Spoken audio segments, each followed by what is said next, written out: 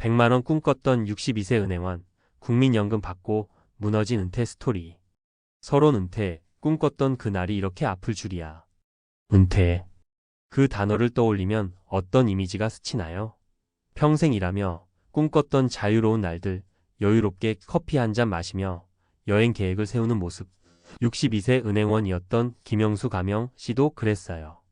30년 넘게 은행 창구에서 고객을 맞으며 은퇴하면 국민연금으로 넉넉히 살겠지라는 희망을 품었죠. 매달 꼬박꼬박 연금 보험료를 내며 언젠가 100만 원쯤 나오는 연금을 손에 쥐고 소박하지만 행복한 노후를 꿈꿨습니다. 하지만 막상 은퇴 후 첫 연금이 통장에 찍혔을 때 김영수 씨는 믿을 수 없는 숫자 앞에서 눈물을 흘렸어요. 이 돈으로 어떻게 살아? 라는 절망이 밀려왔죠. 김영수 씨의 이야기는 우리 주변에서 흔히 볼 수 있는 현실이에요. 국민연금, 퇴직연금, 저축. 이 모든 게 노후를 든든히 지켜줄 거라 믿었지만 막상 은퇴 후 마주한 현실은 차갑기만 하죠. 물가는 치솟고 의료비는 갈수록 늘어나고 자식들 뒷바라지까지 하다 보면 연금만으론 턱없이 부족해요. 이 글은 김영수 씨 같은 분들의 이야기를 통해 은퇴 준비와 은퇴 후 삶의 현실을 깊이 들여다보고 어떻게 하면 더 나은 노후를 준비할 수 있을지 고민해보는 시간이에요. 자, 지금부터 그 이야기를 함께 풀어볼게요. 본론 은퇴 준비와 삶, 우리가 놓치고 있는 것들. 1. 국민연금, 과연 든든한 안전망일까? 국민연금. 우리나라에서 가장 대표적인 노후 보장 제도죠. 매달 월급에서 떼어가는 그 돈 다들 아시죠?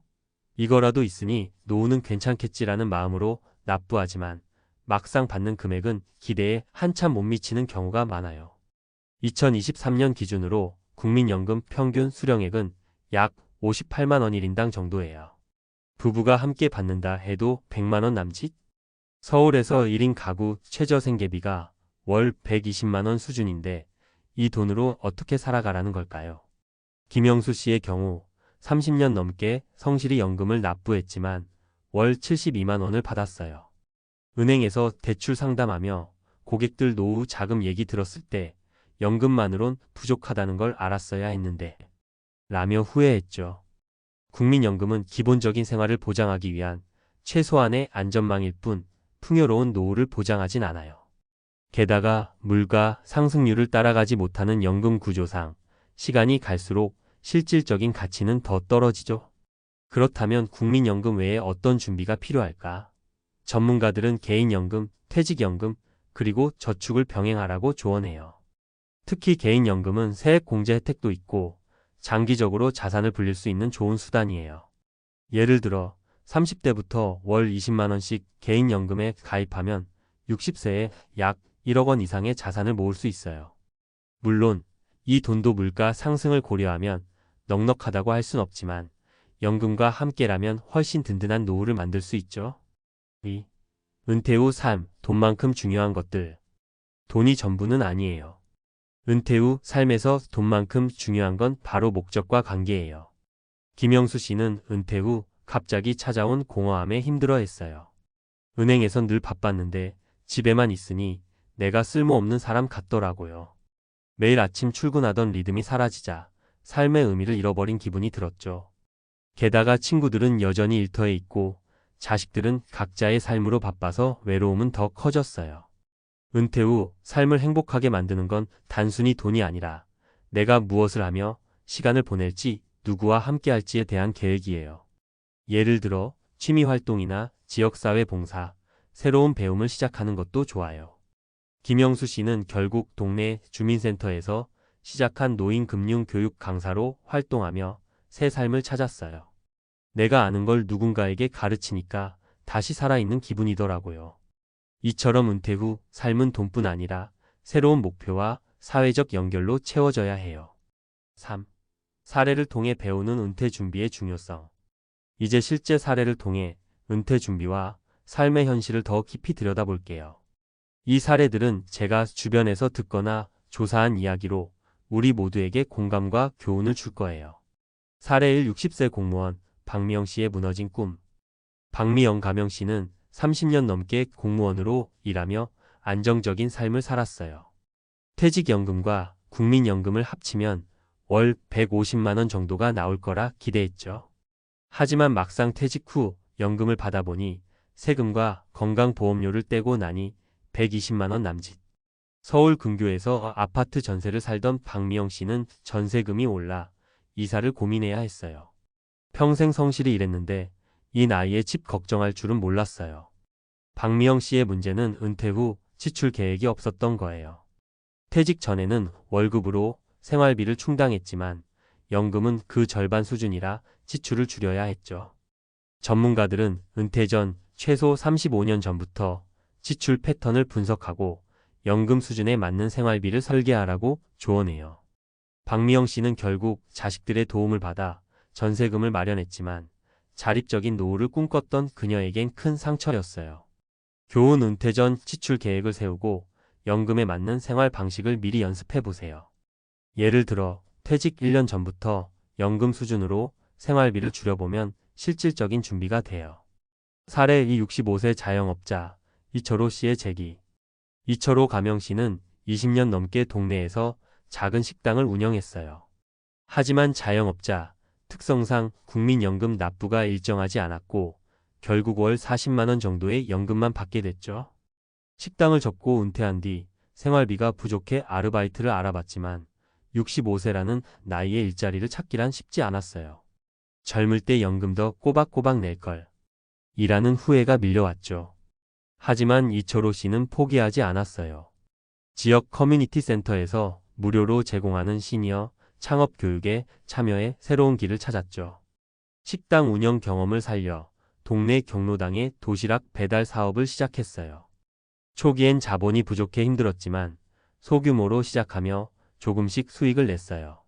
지금은 월 100만 원 정도의 수익을 내며 연금과 함께 생활을 꾸려가고 있죠. 내 나이에 뭐 할 수 있겠나 싶었는데 도전해보니 길이 보이더라고요. 교훈: 은퇴 후에도 새로운 도전은 가능해요. 지역사회 자원을 활용하거나 과거 경험을 린 소규모 창업은 좋은 대안이 될 수 있어요. 사례 3. 58세 간호사 최수진 씨의 성견지명. 최수진 가명 씨는 간호사로 일하며 바쁜 삶을 살았어요. 40대 초반 우연히 은퇴 관련 강의를 들으며 노후 준비의 중요성을 깨달았죠. 그때부터 월 30만 원씩 개인연금에 가입하고 퇴직연금도 적극적으로 운용했어요. 58세에 조기 퇴직한 최수진 씨는 국민연금 월 60만 원, 퇴직연금 월 80만 원, 개인연금 월 50만 원을 합쳐 월 190만 원 정도를 받고 있어요. 여기에 저축해둔 돈으로 작은 투자를 병행하며 안정적인 노후를 보내고 있죠. 최수진 씨의 성공 비결은 일찍 시작한 준비와 꾸준함이었어요. 젊을 때 조금씩 아껴서 연금에 넣은 게 이렇게 큰 차이를 만들 줄 몰랐어요. 그녀는 은퇴 후에도 취미로 요가를 배우고 동네 병원에서 시간제 건강상담원으로 일하며 삶의 활력을 유지하고 있죠. 교훈: 일찍 시작하는 준비가 중요해요. 30대부터 소액이라도 개인연금을 시작하면 복리효과로 큰 자산을 만들 수 있어요. 4. 은퇴 준비 지금부터 시작해야 할 것들. 이제 실질적인 조언을 드릴게요. 은퇴 준비는 나이와 상관없이 지금 시작할 수 있어요.